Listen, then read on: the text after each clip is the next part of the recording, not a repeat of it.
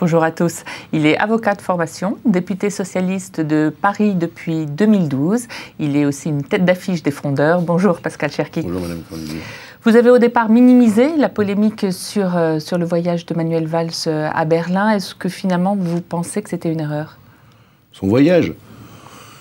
Moi, ce qui m'a surpris dans ce débat-là, mais je pense que ce sont les mœurs de l'époque, c'est le décalage qu'il y a entre le fait et la place qu'elle a prise. Bon, voir la une de deux quotidiens sur cette affaire-là paraît un peu disproportionné. Vous ne comprenez pas le ras-le-bol, l'allergie totale des Français à tout faux pas? Mais je pense qu'il a fait une bourde. Bon, il l'a reconnu.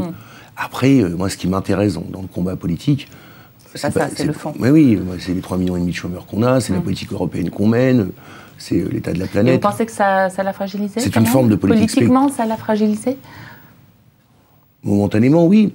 Mais vous savez, après, les gens peuvent apprendre et rebondir de leurs erreurs. Donc, je ne doute pas que le Premier ministre, qui a beaucoup de talent, rebondira. Donc, parlons du fond. Hier, en commission sur la loi Macron, il a été décidé qu'un référendum sera organisé dans les petites entreprises pour décider des compensations salariales au travail du dimanche.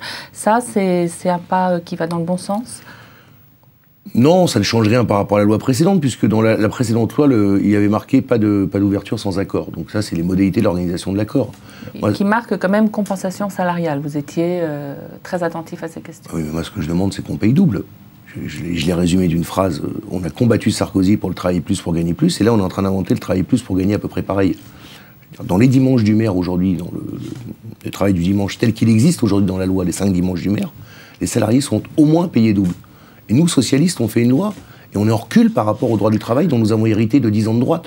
Moi, je ne suis pas d'accord avec cela. Ce sera les accords d'entreprise qui décideront. Écoutez, madame, dans le commerce, il y a 2% de syndicalisation. Donc moi, je veux bien un accord quand il y a un rapport de force équilibré. Aujourd'hui, le rapport est exclusivement... D'où le référendum. Le rapport est exclusivement en faveur du patronat. Mais c'est pas parce que vous faites un référendum que les gens ne vont pas voter sous contrainte. Enfin, madame Cornudet, j'ai été aussi patron, moi, d'une petite entreprise quand j'étais avocat. Vous pouvez faire voter les salariés sur ce que vous voulez. À un moment donné, s'ils ne sont pas organisés, ils ne sont pas syndiqués, ils ne sont pas des institutions pour les aider, ils ne sont pas le rapport de force avec eux. Donc, c'est pipeau. Voilà. Moi, je pense que le rôle de la loi, le rôle d'une majorité de gauche en plus, c'est de protéger les droits des salariés à partir du moment où on considère qu'il faut faire un assouplissement et une forme de régression sur leurs conditions de travail. Donc il faut qu'il y ait des compensations. Les compensations aujourd'hui prévues dans la loi ne sont pas justes, ne sont pas équitables, ne sont pas équilibrées. Vous avez l'impression qu'il y a un vrai débat dans cette commission sur la loi Macron, même si on sait que sans doute en séance il y aura le 49.3. Est-ce que là, il y a quand même des marges de manœuvre je ne peux pas en juger parce qu'ils ont composé une commission, le groupe socialiste à l'Assemblée nationale, à part quelques députés, pour que ce soit des députés dociles. La plupart des députés qui ont des vraies réticences par rapport à la loi... Vous n'y êtes pas, vous, par exemple? Non, nous avons été blacklistés. Il y a un délit de sale gueule politique sur les Frondeurs, parce qu'on allait poser un certain nombre de questions dérangeantes, donc on les posera dans l'hémicycle. D'accord, donc malgré le 49.3. Parce que manifestement, ils veulent le mettre dès le début de la discussion pour éviter justement que vous posiez des questions dans l'hémicycle. Non, le 49.3, c'est à la fin du débat parlementaire. On n'a pas le droit de le poser au départ? Parce que j'entends dire qu'ils veulent le poser d'emblée. Alors à ce moment-là, pourquoi réunir le Parlement? Ça coûtera plus cher que le voyage en avion de M. Valls, donc faisons faire des économies à la puissance publique. Donc déjà qu'on nous prive de vote à la fin, si en plus on nous prive de débat, à ce moment-là, considérons même que les députés sont superflus et laissons le gouvernement, ses conseillers, ses cabinets, quelques technocrates et surtout la réalité de la vie politique dans ce pays, c'est-à-dire les lobbies économiques dirigés. Ce matin, il y a la publication du décret sur l'encadrement des loyers, considéré plutôt comme une mesure de gauche. C'était Cécile Duflot qui l'avait décidé. Est-ce que ça, c'est une bonne chose? Oui, c'est une bonne chose, parce on avait un doute sur la volonté réelle du gouvernement après le départ de Cécile Duflot. Là, le cap est maintenu. Nous, à Paris, on en a vraiment besoin, parce que je rappelle que plus de la moitié des locataires parisiens sont dans le parc privé. Voilà, il y a plutôt qui est le premier bailleur social de fait de Paris. Donc 50% des gens sont logés dans le parc privé, donc c'est sûr qu'encadrer la hausse des loyers, je parle qu'on encadre la hausse des loyers, ne peut être qu'un plus. Et du coup, comment vous qualifieriez la politique du gouvernement? Il y a cette loi Macron que vous jugez trop libérale, ces mesures qui sont quand même des mesures de gauche. C'est quoi? C'est un tâtonnement entre les deux? Vous voyez quelque chose de cohérent? Non, mais la loi Macron, pour moi, est une loi de droite. Après, c'est pas un gouvernement de droite, sinon j'aurais voté contre au moment de la confiance. Mais ce que je conteste dans ce gouvernement, c'est deux choses. D'abord, le cap économique que je trouve exclusivement centré sur l'offre, qui me paraît être quelque chose de complètement étranger à notre réflexion et à notre philosophie politique. Qui va peut-être avoir des effets positifs. Et qui, je pense, ne marchera pas. Ou en tout cas, pour un coût qui est démentiel, avec 40 milliards d'euros mis sur la table de points de PIB. Vous pensez que le chômage va finir par baisser quand même d'ici 2017? Oui, mais pas grâce à notre politique. S'il baisse, ce sera grâce finalement à la croissance, à l'environnement de croissance.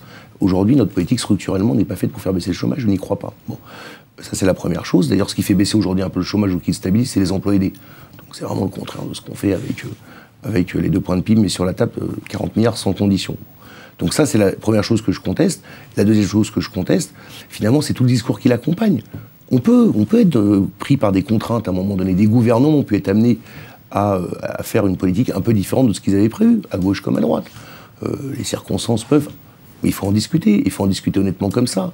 Mais cette idée finalement qu'on se fait élire sur une orientation de gauche raisonnable, hein, parce que le programme de François Hollande était il y avait tout, en fait, tout ce dans qu'il y a le plus modéré, de François puis faire Hollande. une conférence de presse le 14 janvier pour expliquer que finalement on tourne le dos à toutes nos valeurs, à tout ça, qu'on est devenu social-démocrate, vive le patronat, on aime l'entreprise, tout ça, etc.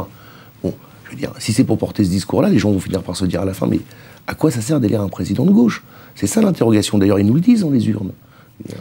Anne Hidalgo a proposé de créer des centres d'accueil de migrants dans Paris. Vous qui avez été maire d'arrondissement, est-ce que c'est une bonne idée? Et Oui. Oui, parce que je pense qu'il faut qu'on sorte... Maire, vous auriez accepté que ce soit dans votre arrondissement, par exemple? Pourquoi pas, s'il y avait un lieu adapté? Nous, on a créé des maisons relais, des foyers de travailleurs migrants, c'est pas le sujet. Mais si vous voulez, il faut qu'on sorte de ce face-à-face, à mon avis, qui est stérile, entre d'un côté une politique faite sur les bases d'évacuation successives, dont certaines se font dans des conditions qui ont légitimement pu choquer beaucoup de gens. Bon, même si c'est pas facile d'évacuer un campement, il y a quand même eu des images à la limite de la brutalité policière. Et de l'autre, des gens qui, par principe, disent voilà, c'est scandaleux, abat la police, etc. Et tout ça n'amène pas une solution durable pour les migrants. Au moins du concret. Donc il faut qu'on se pose les questions d'accueil et d'hébergement. La mairie de Paris est dans son rôle de le faire, elle le fait conformément à ses valeurs. Maintenant, il faut que le gouvernement français fixe le cap. Et disent aussi une chose qui est la réalité, c'est qu'on peut en accueillir un peu plus qu'on en accueille aujourd'hui quand même. Quand vous regardez les statistiques qui ressortent des rapports du ministère de l'Intérieur transmis aux parlementaires dans le cadre de l'application de la loi sur le pourcentage d'étrangers en France, nous sommes un des pays où le flux d'augmentation des étrangers est un des plus faibles. Et en pourcentage du nombre d'étrangers dans la part de la population totale, nous sommes derrière l'Allemagne. Donc on peut faire plus, on peut prendre une part plus importante. Pour reprendre la phrase de Michel Rocard, si on ne peut pas accueillir toute la misère du monde, on peut en prendre une part plus importante que celle qu'on prend aujourd'hui, nonobstant les difficultés économiques que nous traversons. Peut-être que le gouvernement regarde aussi les sondages. Merci beaucoup, oui, Pascal je pense qu'il se trompe là-dessus. On ne gagne pas en étant faible sur ses valeurs. On gagne en étant raisonnable.